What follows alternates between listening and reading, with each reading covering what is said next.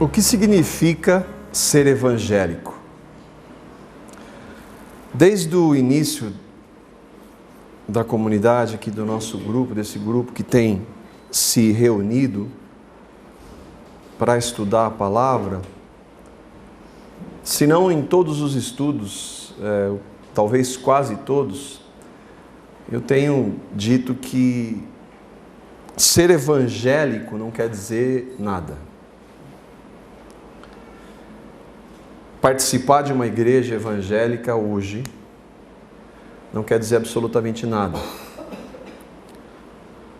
Professar ser evangélico não quer dizer nada. Hoje há mercados para o público evangélico. Grandes gravadoras que jamais se interessaram por este filão, hoje estão trazendo para o seu meio secular e muitas vezes pervertido e que nunca cantou o Evangelho, nunca cantou para a glória de Deus, nunca louvou. Curiosamente, tem trazido alguns desses que se sujeitam a estar nesse meio em nome do Evangelho. E para isso, com toda certeza, se sujeitam a algumas práticas, a alguns sistemas que não tem nada a ver com o Evangelho. E vão cantar com pessoas, louvar a Deus em programas de TV, com celebridades que não conhecem o Evangelho. No entanto, são evangélicos. Hoje existem feiras evangélicas. E você vai numa livraria evangélica hoje, tem para todos os níveis, todos os públicos, todas as idades, todas as categorias, denominações. E talvez nesse meio muito pouco do Evangelho. A mídia a todo momento tem falado sobre este grupo. Segundo o IBGE, o número de evangélicos no Brasil aumentou 61,45% em 10 anos. Em 2010, eles passaram a ser 42 milhões de brasileiros, ou 22% da população.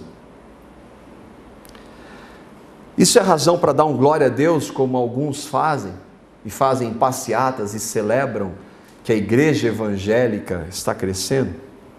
Será que dá, ou será que a gente vai concordar com alguns que não querem sequer hoje ser chamados de evangélicos?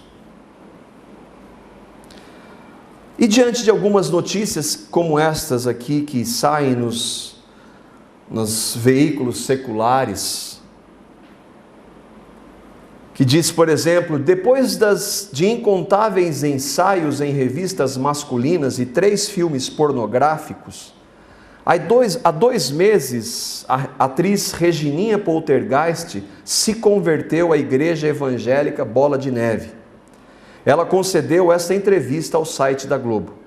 Sua vida mudou muito depois que você se converteu? Muito. Mas e o fato de você ter feito alguns filmes pornôs?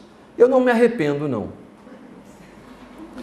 O músico Bezerra da Silva vai 4 vezes por semana. Essas são algumas notícias antigas, né? O Bezerra da Silva já morreu e hoje, de repente, ele vai ter uma comprovação, ele está tendo uma comprovação se ele realmente era um cristão, um evangélico. O músico Bezerra da Silva vai 4 vezes por semana à Igreja Universal do Reino de Deus em Copacabana. Ele e a mulher se converteram em uma madrugada, quando assistindo a um programa da TV Record, identificaram-se com um caso de pessoas que enfrentavam problemas financeiros e de saúde. Mas, segundo ele, a mudança não vai podar o seu repertório. Ele não vai ficar de fora dos shows nem das músicas polêmicas. Se eu deixar de cantar, diz ele, eu morro de fome. E Jesus não se mete nessas coisas, porque ele é malandro, não atrasa ao lado de ninguém. Nós temos um ministério do Projeto Verdade, que nós distribuímos CDs e DVDs e vamos de casa em casa. Nós fazemos uma pequena pesquisa e perguntamos para as pessoas. E uma vez eu cheguei numa casa e eu perguntei a uma jovem, ela veio até o portão, e eu perguntei, algumas das perguntas, entre elas essa aqui: você participa de alguma religião? Eu acho que sou evangélica.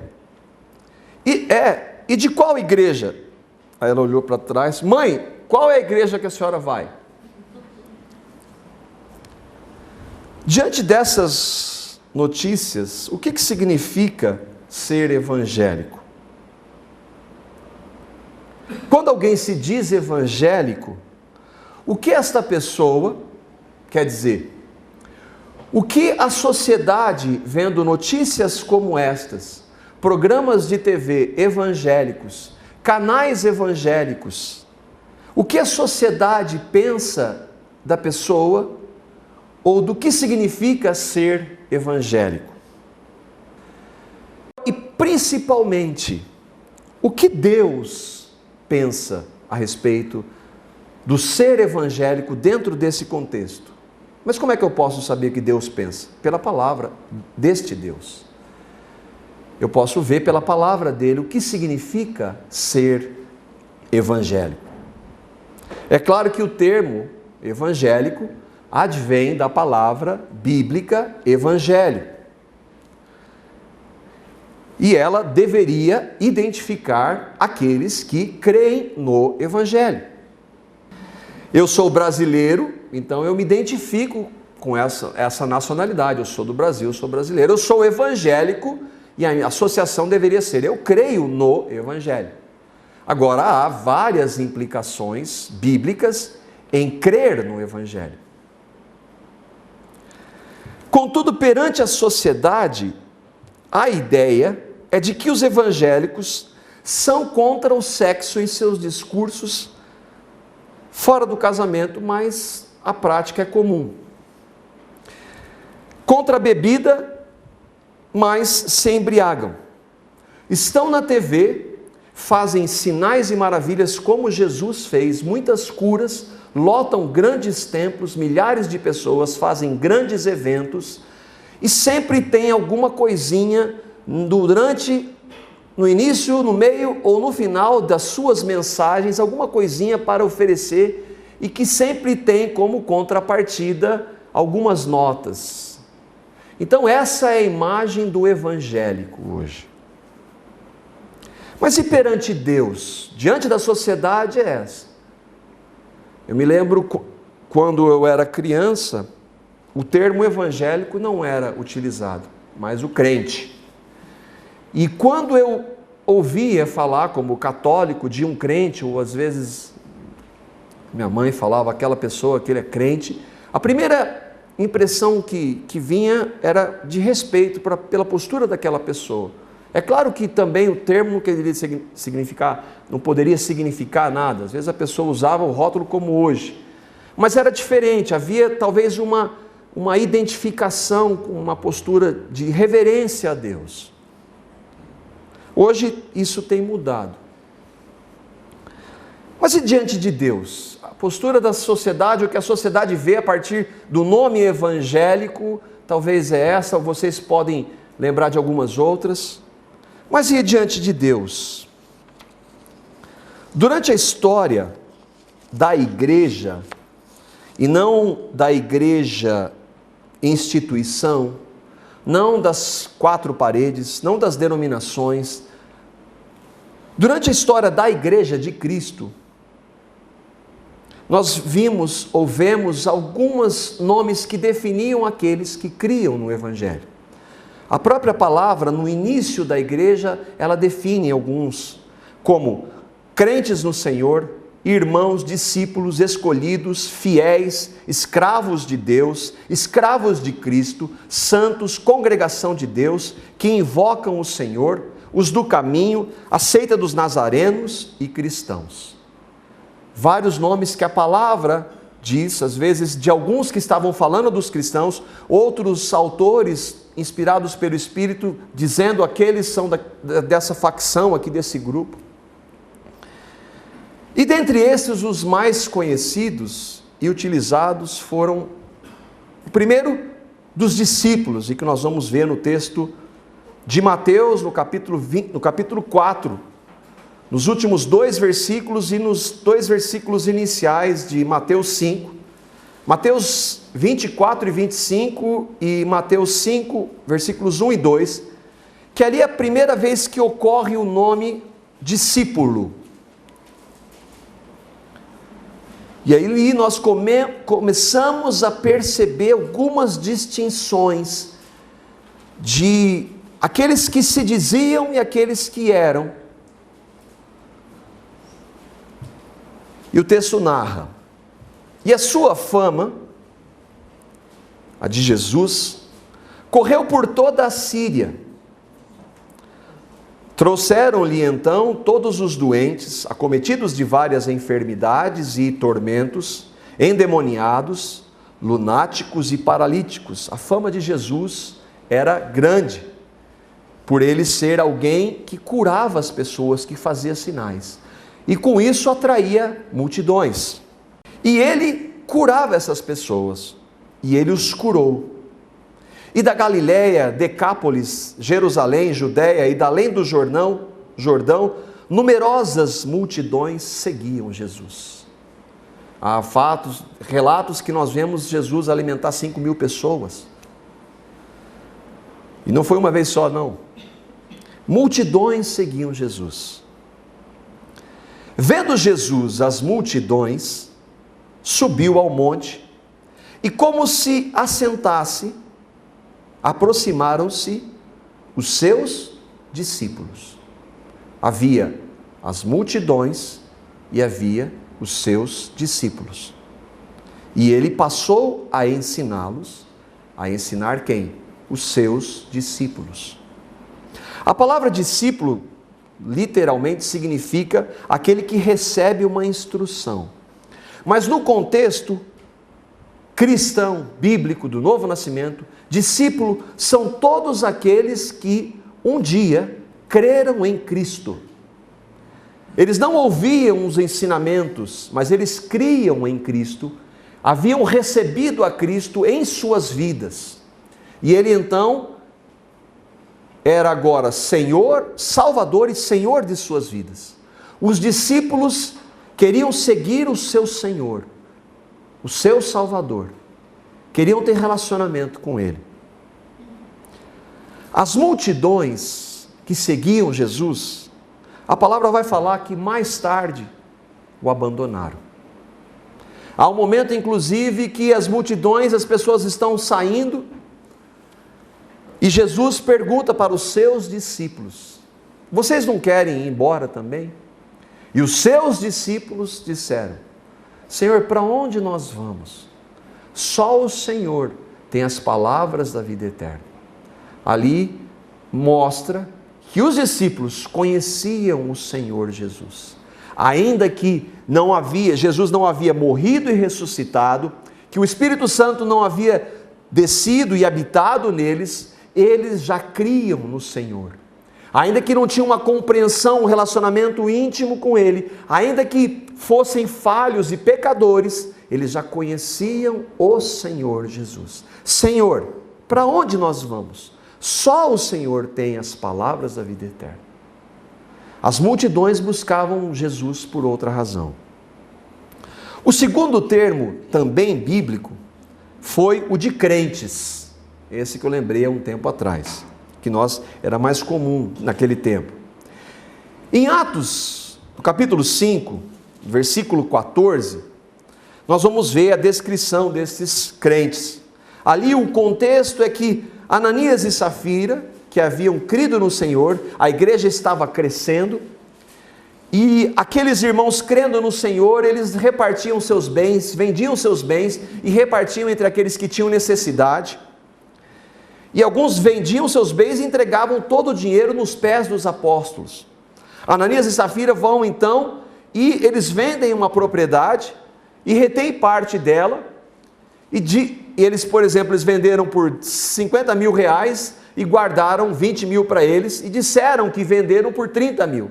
Não haveria problema nenhum se eles tivessem vendido por 50 e dado 30. O problema é que eles venderam por 50 e disseram que venderam por 30 e ficaram com 20. Eles queriam mostrar algo que não era. E eles vão sofrer com isso.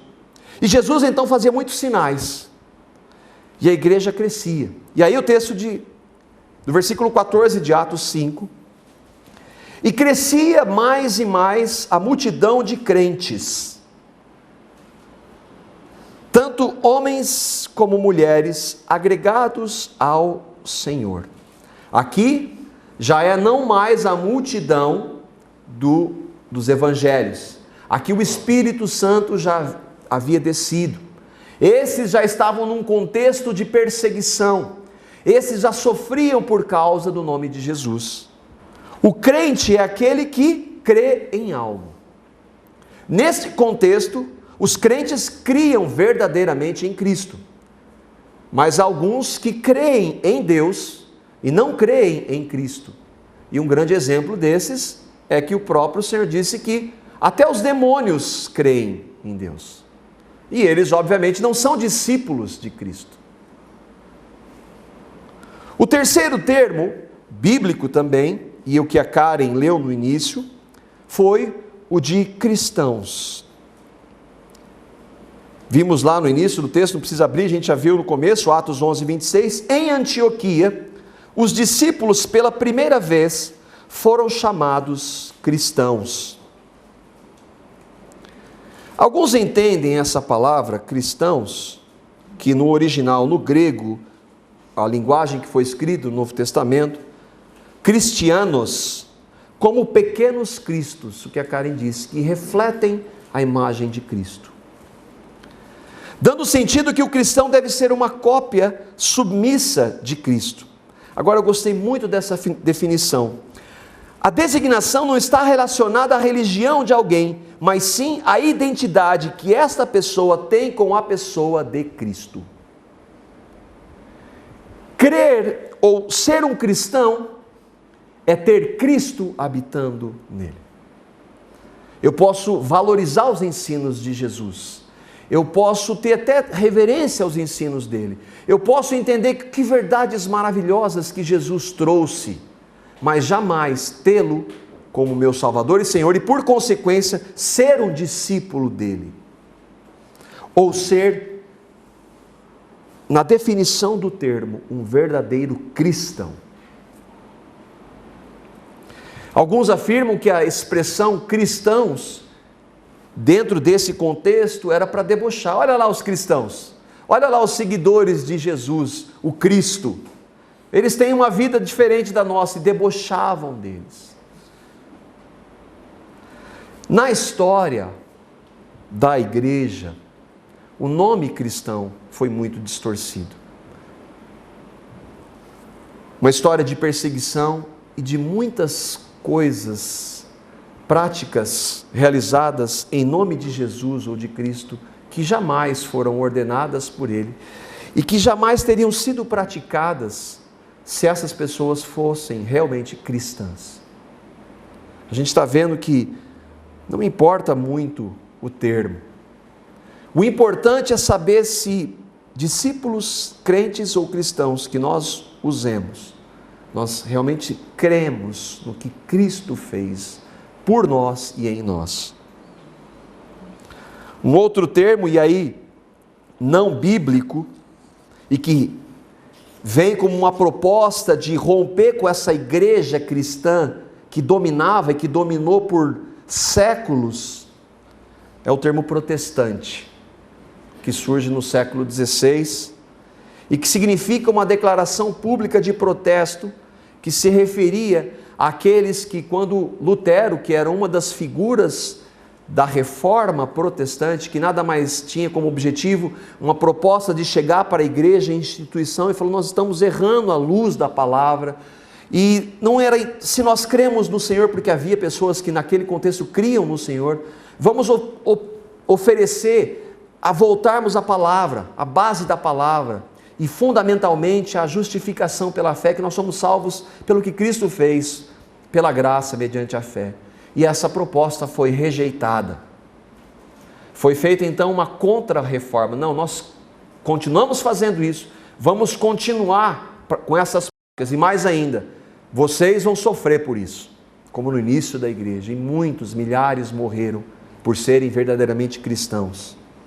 O termo então protestante vem como um protesto contra essa instituição, e que hoje alguns, lógico que não tem a proporção, nem vai acontecer, mas alguns estão propondo isso para a igreja, uma nova reforma, que não vai acontecer. O quarto não bíblico é esse dos evangélicos. Os evangélicos na Europa e nos Estados Unidos estiveram por um bom tempo associados ao termo protestante. Protestante é o evangélico. Os protestantes são os evangélicos. Mas hoje isso tem mudado.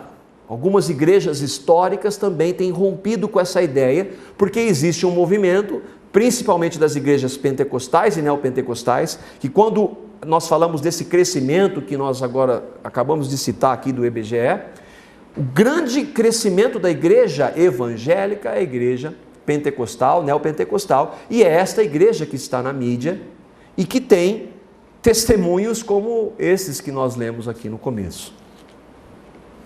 O Brasil traz essa característica, os evangélicos são esses aí. É uma forma genérica de protestante ou de cristão, se é que isso existe. E por isso alguns têm se movimentado na igreja ou têm se colocado de maneira muito clara: eu não sou evangélico. Pastores, homens de Deus têm se revoltado com isso. Porque quando fala evangélico, algumas pessoas aí, cuidado, não faz negócio com evangélico, que é perigoso. Agora, a verdade é que o termo ou o nome não importa. A questão é, os evangélicos de hoje, pensando nesse grupo, retratam o verdadeiro evangelho? E para isso nós precisamos saber o que é evangelho. O que é evangelho? A primeira menção da palavra está em Mateus, capítulo 4, versículo 23. E o Senhor falou muito claro no meu coração quantas vezes nós lemos essa palavra, a palavra evangelho, e o Senhor falou tão claro quando eu lendo esse texto no meu coração, o que está associado a essa palavra. Mateus capítulo 4, versículo 23, percorria Jesus toda a Galileia, ensinando nas sinagogas, pregando o evangelho do reino e curando toda sorte de doenças e enfermidades dentre o povo. Aqui há 3 ações de Jesus: ensinar, pregar o evangelho e curar. Com isso, ensinar e curar não é evangelho. São consequências do evangelho. Ou no caso de Jesus, é um propósito específico para mostrar que ele era o Filho de Deus, o Messias, o ungido para o povo. Este é o Filho de Deus. E através dos sinais que ele faz, nós sabemos que ele é o Filho de Deus. Mas os sinais que ele faz não são o Evangelho. O Evangelho ele veio pregar. E todas as vezes que a palavra Evangelho ocorre na Bíblia, ela está associada à pregação, anunciação, proclamação, divulgação, exposição. Evangelho é a proclamação do que Cristo fez. Uma pessoa pode ser curada por Jesus e jamais ter crido no Evangelho. Uma pessoa pode ouvir ensinamentos de Jesus, colocá-los em prática e ser bem-sucedido em colocar esses ensinamentos em prática, mas jamais ter crido no Evangelho. Evangelho é a proclamação do que Cristo fez. Todas as vezes que você vê a palavra Evangelho na Bíblia, você vai ver que antes ou depois está lá, pregar o Evangelho, proclamar o Evangelho, anunciar o Evangelho. E isso significa falar do que Cristo fez. Isso é o Evangelho, o que Cristo fez. E o Evangelho é a proclamação, nós devemos proclamar o Evangelho. Os sinais comprovam o Cristo, mas não são o Evangelho. 1 Coríntios capítulo 1, versículos 21 a 23. Por que isso? Porque uma das características desta igreja evangélica hoje é falar de quê? Disso. Sinais. O que lota?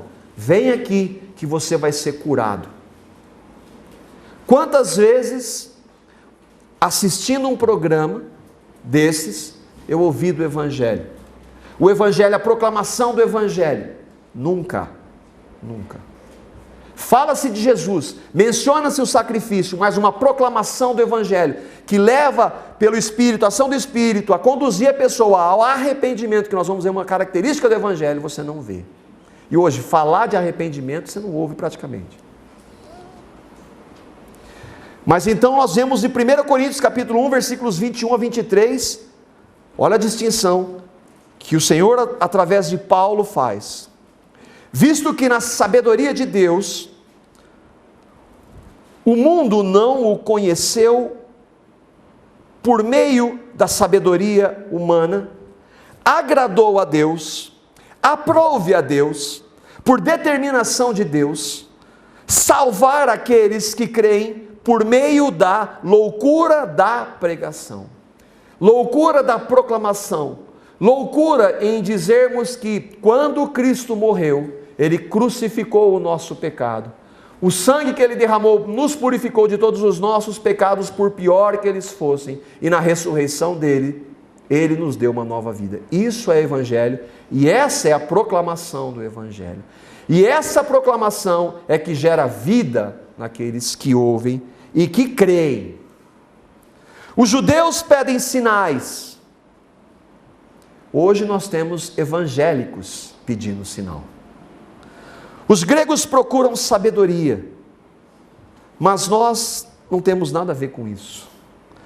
Nós pregamos a Cristo crucificado, Evangelho, Cristo crucificado, o qual de fato é escândalo para esses que creem, que buscam sinais, ou para os que pedem sabedoria como os gentios. Como uma vez em uma dessas igrejas, e estavam lá vários testemunhos, e chegou, Deus me curou, eu estava com uma dor assim e tal, aí chegou uma senhora, conta a bênção, irmã. Falei assim, eu era uma pecadora, mas eu criei que Cristo morreu na cruz pelos meus pecados, Ele me perdoou, e quando Ele ressuscitou pela sua graça, eu criei, eu recebi uma nova vida. Tá, irmã, mas conta a bênção. Isso não é invenção. O Evangelho é a maior bênção que alguém pode receber. Mas ele não estava interessado nisso. Alguém pode ser, eu ouvi uma pregação uma vez de um pastor americano, desses, porque lá, esse movimento que hoje acontece é que vem de lá, vem dos Estados Unidos. E uma vez, uma grande igreja em Chicago, e o pastor Irving Lutzer pregando, ele disse que alguns desses falsos profetas estão dizendo por aí que vão ressuscitar mortos. Eu quero que vocês saibam que ainda que alguém ressuscite mortos, mas que não anuncia Cristo e este crucificado, nós não vamos segui-lo. Ainda que ressuscite mortos. É possível curas feitas, sim, e que não tem nada a ver com o Evangelho, sim. Isso atrai, é só a gente ver, a igreja evangélica de hoje. O que não é evangélico? O que não é evangelho? Não é ir a uma igreja evangélica. Não é falar, glória a Deus, aleluia, misericórdia. Não é ser curado, não é ter sido pobre e testemunhar que Deus está abençoando e que você recebeu um dos artefatos de um desses apóstolos e foi lá no banco onde você tinha uma dívida e passou aquele artefato na maçaneta do banco e naquele dia, no dia seguinte, a sua dívida havia sido totalmente paga, glória a Deus, aleluia. Isso não é ser evangélico. Isso não é evangelho. Não é cantar músicas para Jesus, fazer shows para Jesus, passeata. Isso não é evangelho. Não é obedecer a Bíblia, não é obedecer aos mandamentos. Isso não é evangelho. O que é evangelho? Literalmente, olha, associando o nome evangelho, aquilo que nós falamos, que é a necessidade de proclamar, de anunciar, e a definição do evangelho. Evangelho significa, literalmente, boa mensagem, boa notícia, boa nova. Notícia, informação nova, novidade, informação sobre assunto ou acontecimento de interesse público difundida pelos meios de comunicação. O evangelho deve ser proclamado. Proclamar é anunciar em voz alta.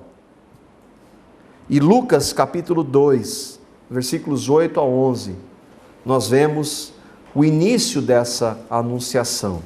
Aqui é o início da proclamação do evangelho.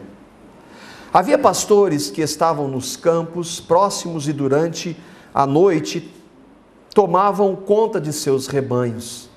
E aconteceu que um anjo do Senhor apareceu-lhes e a glória do Senhor resplandeceu ao redor deles e ficaram aterrorizados. Mas o anjo lhes disse, o anjo disse àqueles pastores, proclamou àqueles pastores, anunciou àqueles pastores: não tenham medo, estou lhes trazendo boas novas, evangelho, de grande alegria, que são para todo o povo, para toda a humanidade. Hoje, na cidade de Davi, lhes nasceu o Salvador, que é Cristo o Senhor. Proclamação do evangelho, sem ele ter se manifestado ainda fisicamente. O evangelho está centrado nessas três últimas palavras: Cristo, Salvador, Senhor. Boas novas, Cristo, Salvador, Senhor. De grande alegria. Por quê? Porque para pecadores, a única grande alegria possível é um Salvador de pecadores. E é o que o Senhor veio fazer. O Evangelho é a proclamação do sacrifício de morte e ressurreição de Cristo. Romanos capítulo 1, versículo 16.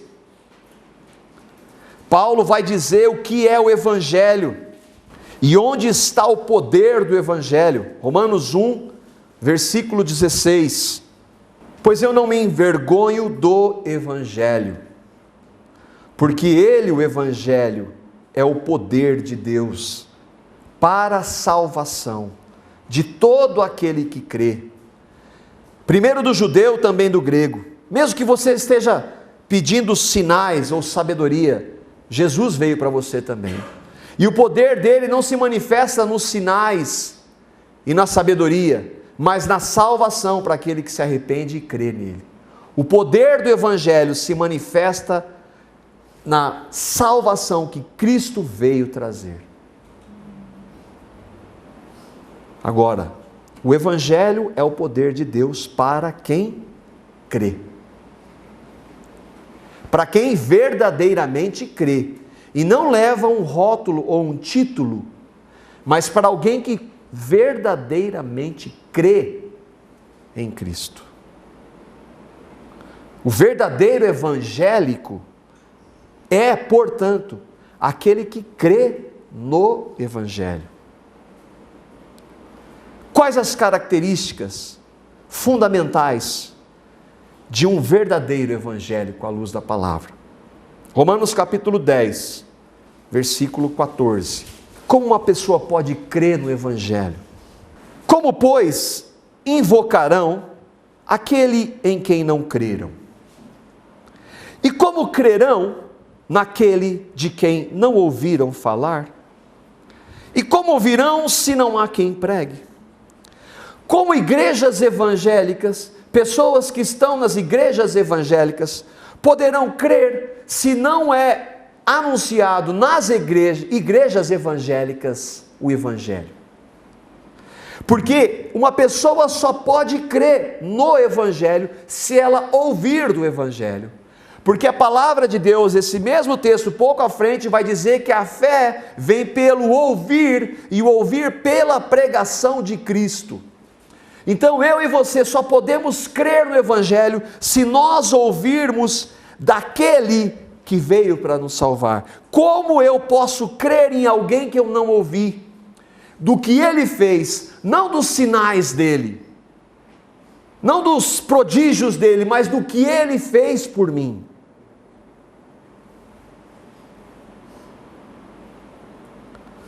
O que é o Evangelho? Eu e você nascemos em pecado.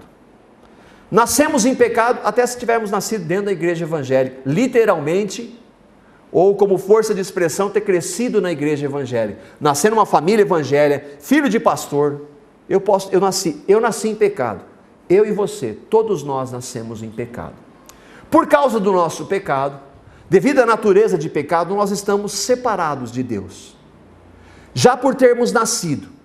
Mas como a natureza de pecado produz frutos, nós cometemos os inúmeros pecados que cometemos.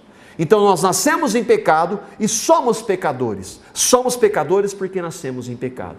Nesse estado, eu e você estamos separados de Deus. Estamos destituídos da glória de Deus, porque Deus é um Deus santo e não tem parte com pecado nenhuma.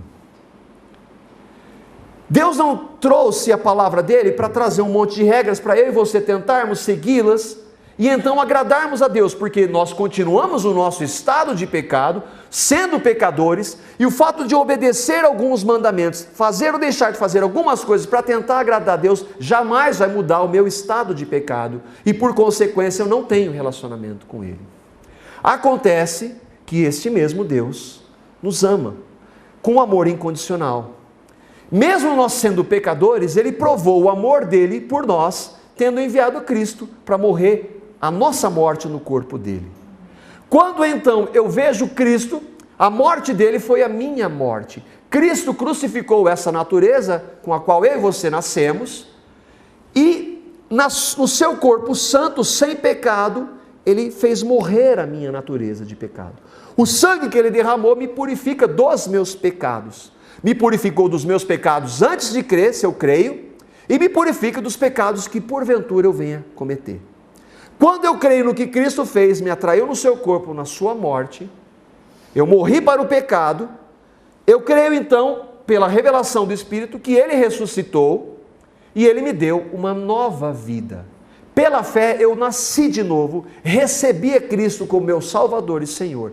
É uma experiência que é colocada em nossos corações pela revelação e pela proclamação da palavra. Essa experiência se dá como? Pela revelação. Eu não entendo, eu não creio. Peça a Deus. Meu Deus, eu quero crer no Evangelho. Eu quero que o Senhor me revele o Evangelho. Revele o Evangelho para que eu possa crer. Concede pelo Teu Espírito a fé que vem do Senhor, para que eu possa crer no Senhor. Só Ele pode fazer. A minha argumentação, por mais que eu tente, não pode convencer ninguém. Nenhum pastor líder pode fazer isso. Só a palavra dele. Por isso então que nós devemos proclamar o Evangelho a todo momento, para que quanto mais as pessoas ouçam o Evangelho, mais oportunidade elas tenham de ouvir e serem conduzidas pelo Espírito Santo a crerem no Evangelho. Por isso que a gente não tem que falar de nós, não tem que falar de regras, temos que proclamar o Evangelho. Primeiro ponto, o evangélico verdadeiro é aquele que ouviu o verdadeiro Evangelho. O segundo, o evangélico verdadeiro é aquele que se arrependeu de sua natureza de vida e pecado. Você creu? Então, se você creu, você se arrepende. Você sabe que o seu pecado é contra um Deus santo. E isso fere o seu coração e você se arrepende. Meu Deus, tem misericórdia de mim. Ação do Espírito. Se você creu, você se arrepende quando você peca. Romanos capítulo 2, versículo 4. Ou será que você despreza as riquezas da sua bondade, da bondade de Deus, a tolerância. Nós que cremos, sabemos como o Senhor foi tolerante e paciente conosco. A tolerância e a paciência, não reconhecendo que esse amor de Deus, por nós pecadores, a bondade dele manifesta em Cristo, ele é tão constrangedor, que ele nos conduz ao arrependimento. Senhor, como o Senhor pôde me amar? Como o Senhor pôde enviar o seu Filho Santo, Deus Criador de todas as coisas, que como nos cantamos, se fez servo por mim, um pecador, um desgraçado pecador. Como o Senhor fez isso por mim? Senhor, tem misericórdia dos meus pecados, habita plenamente em mim, para que eu viva para a sua glória, sem pecado. Eu recebo o que o Senhor fez por mim, eu sei que eu fui totalmente perdoado, eu creio no que o Senhor fez por mim. Tem misericórdia. A bondade de Deus, quando nós ouvimos o Evangelho, nos conduz ao arrependimento pela ação do Espírito. Então, Marcos, capítulo 1, versículos 14 e 15. A bondade de Deus nos conduz ao arrependimento. E aí? Marcos, capítulo 1, versículos 14 e 15. Depois que João foi entregue à prisão, veio Jesus para a Galiléia pregando o evangelho do reino de Deus e dizendo: o tempo está cumprido e o reino de Deus está próximo. Arrependei-vos e crede no evangelho. Arrependam-se do seu natureza de pecado, dos pecados que você cometeu. Clame por misericórdia, ela já foi dada em Cristo. Mas então o evangélico verdadeiro não peca, então ele não vai mais, ele não está sujeito ao pecado? 2 Coríntios capítulo 7, versículos 8 a 10. Paulo havia escrito uma primeira carta aos Coríntios, e nessa primeira carta ele faz muitas exortações para aqueles irmãos. Ele fala: irmãos, vocês estão agindo de maneira errada, nas práticas dos dons, como cristãos vocês têm agido, vocês estão sendo carnais, e ele exorta aqueles irmãos. E aí ele escreve a segunda carta, e há um momento no capítulo 7, de 2 Coríntios, capítulo 7, versículos 8 a 10, ele escreve, olha só a questão do arrependimento. Mesmo que a minha carta lhes tenha causado tristeza, porque quando nós somos confrontados, eu me entristeço quando eu vejo que eu estou em pecado, eu não me arrependo. Mesmo que essa minha carta, ela levou vocês à tristeza, eu não me arrependo. Por quê? É verdade que a princípio eu me arrependi, pois percebi que a minha carta os entristeceu, porque ele tratou de verdades e aqueles irmãos estavam errando. Então eles ficaram tristes, nós temos errado contra o Senhor. Ainda que por pouco tempo, entristeceu por pouco tempo. Agora, porém, me alegro, não porque vocês foram entristecidos, eu não fiquei contente porque vocês estavam tristes, mas porque a tristeza que vocês tiveram os conduziu ao arrependimento. Senhor, eu errei, tem misericórdia de mim, eu me arrependo, me perdoa, Senhor. Opa, aqui ele entra, está perdoado já está perdoado lá em Cristo, já fui perdoado em Cristo no corpo dele. Pois vocês se entristeceram como Deus desejava, e de forma alguma foram prejudicados por nossa causa.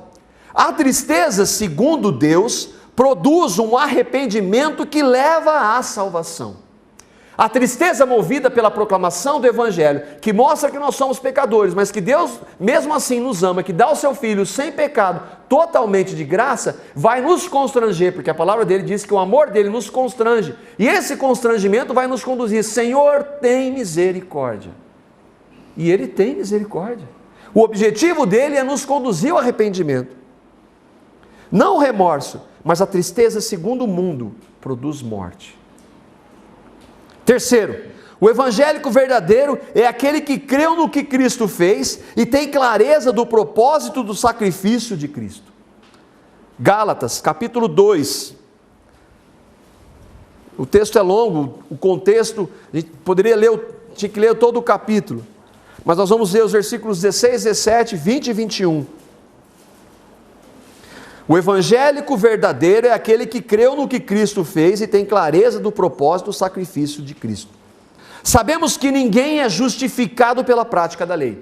Quem crê em Cristo, no evangélico, ele sabe que ele é justificado diante de Deus, aceito por Deus pelo que Cristo fez, e não pelo que ele faz ou deixa de fazer. Justificado diante de Deus é isso. Eu fui justificado diante de Deus pelo que Cristo fez. Mas, mediante a fé em Cristo. Assim nós também cremos em Cristo para sermos justificados pela fé em Cristo. A minha salvação se deu pelo que Cristo fez. E não pela prática da lei. Por quê? Porque pela prática da lei, ninguém será justificado. Ninguém vai chegar diante de Deus, meu Deus, eu obedeci aqui, eu não roubei, eu não matei, eu ajudei os pobres, eu dei dízimo na igreja, dei oferta, eu fiz isso, aquilo, outro. Eu me justifico diante de você, Deus. Não, não pode. Ninguém é justificado diante de Deus por fazer ou deixar de fazer algo. É justificado por crer no que Cristo fez. Porque só Ele pode. Estou crucificado com Cristo, assim não sou eu quem vive, mas Cristo vive em mim. O cristão, o evangélico verdadeiro, sabe que nele quem habita agora é Cristo. Não sou eu que tento obedecer a Cristo, seguir a Cristo, mas é Cristo em mim me capacitando a viver para a glória dele. É claro que há vezes, muitas vezes, que nós não permitimos que Cristo se manifeste. E aí somos nós. O pecado é meu, mas para isso tem misericórdia. A vida que eu agora vivo no corpo, essa vida de Cristo em mim, que vive aqui, que todo mundo vê, eu a vivo pela fé no Filho de Deus, que me amou e se entregou por mim. Eu não me justifico, eu creio no que Cristo fez, a minha base está no que Ele fez, jamais vai estar no que eu faço. Porque se eu faço alguma coisa, não sou eu, é Ele quem faz. O que eu faço é pecar. Quando eu faço, para a glória dele, é Ele em mim fazendo. O cristão, o evangelho, tem compreensão de que quem habita nele é Cristo. Não anulo a graça de Deus, porque tudo isso é o quê? Graça, dada literalmente por Deus. Pois se a justiça vem pela lei, Cristo morreu inutilmente. E o quarto e último, o evangélico verdadeiro é aquele que deseja, por causa destas verdades, viver ardentemente em santidade. Ele sabe que foi salvo pela graça, não tem dúvida nenhuma disso. Eu não quero ser santo para obter a salvação, mas eu quero ser santo porque Ele me deu uma salvação que é maravilhosa. E que para a glória dele eu quero viver. Eu sei que ainda que no caminho eu tropece, eu não perco a minha salvação, porque ela foi dada de graça sem os meus méritos. Mas é justamente por isso, e por amor e por gratidão, que eu quero viver em santidade. Então, isso não, um cristão, um evangélico verdadeiro, ele tem esse desejo, movido pelo Espírito. E o último texto, Romanos 6, que vai falar dessa verdade. Romanos 6, versículos 11 a 15. Paulo está falando para nós, os verdadeiros evangélicos, e eu espero que você seja um deles. Da mesma forma, considerem-se mortos para o pecado. Eu morri para o pecado, eu estou crucificado com Cristo. O pecado não deve fazer mais parte da minha vida, mas vivos para Deus em Cristo Jesus. Portanto, porque eu estou morto para o pecado, não permitam que o pecado continue dominando os seus corpos mortais. A vida que eu vivo nesse corpo aqui, eu vivo pela fé. Então, se essa fé é verdadeira, o Cristo que habita em mim não vai deixar que esse corpo, os pecados cometidos por esse corpo, continuem dominando, fazendo com que vocês obedeçam os seus desejos. Não ofereçam os membros dos seus corpos ao pecado, como instrumentos de justiça, antes ofereçam-se a Deus, como quem voltou da morte para a vida, e ofereçam os membros dos seus corpos a Ele como instrumentos de justiça, pois o pecado não os dominará, porque vocês não estão debaixo da lei, mas debaixo da graça. E então, vamos pecar, porque não estamos debaixo da lei, mas debaixo da graça? Vamos viver na prática do pecado, porque nós não temos mais nada a ver com a lei, mas estamos debaixo da graça? Esses pecados que eu cometo não tem problema nenhum, porque eu não estou debaixo da lei, mas debaixo da graça? De maneira nenhuma. Porque se eu morri para o pecado, como é que eu vivo na predisposição de continuar pecando e não tem problema nenhum? Não, de maneira nenhuma. Cristo em mim vai me capacitar a viver para a glória dele. E isso é literal, é viver em santidade. De maneira nenhuma. Tristemente, às vezes eu tenho clamado misericórdia, porque eu sou muito duro, sou muito crítico para estes. E eu penso no Senhor, quando ele chega para Jerusalém. O texto não diz que ele chora, mas ali ele chora. Jerusalém, Jerusalém, que matas os profetas e apedreja os que te são enviados. Quantas vezes eu quis, ele está falando de profetas que vieram séculos antes dele. Quantas vezes eu, Jesus, Deus, quis ajuntar vocês, como a galinha junta os seus pintinhos debaixo de suas asas, e vocês não quiseram. Quantas vezes o Senhor quis que a igreja evangélica proclamasse o Evangelho, o verdadeiro Evangelho, Cristo crucificado, que nós somos pecadores e que não há outra alternativa se não crermos no que Cristo fez. E a igreja evangélica não tem pregado. É triste. Você, e aí é você mesmo, tem convicção? Você é um evangélico nominal ou você crê verdadeiramente no Evangelho? Pai amado, revela a Cristo. Revela que nós somos pecadores, não podemos mudar o nosso estado, mas foi exatamente por isso, porque o Senhor nos ama, que o Senhor mandou o seu Filho, Pai. Ele, sem jamais ter cometido um único pecado, morreu a pior das mortes, por nós, pecadores. Nós não o queríamos, mas o Senhor demonstrou o seu amor e enviou Jesus, porque o Senhor nos quer. Senhor, nós não podemos convencer, mas cremos na Tua Palavra e por isso que nós a anunciamos repetidamente. Porque cremos que essa fé que um dia foi gerada em nós, que cremos, não vem de nós, vem do Senhor. E cremos que se ela veio pela Tua vontade, pela Tua maravilhosa graça, ela pode ser gerada no coração de todos, e especialmente desses que estão aqui. Revela a Cristo, revela o Evangelho, para que cada um desses que estão aqui verdadeiramente creiam, Pai. Senhor, eu te peço, por Tua graça, por Tua misericórdia, no nome santo dele, do nosso Senhor Jesus. Amém.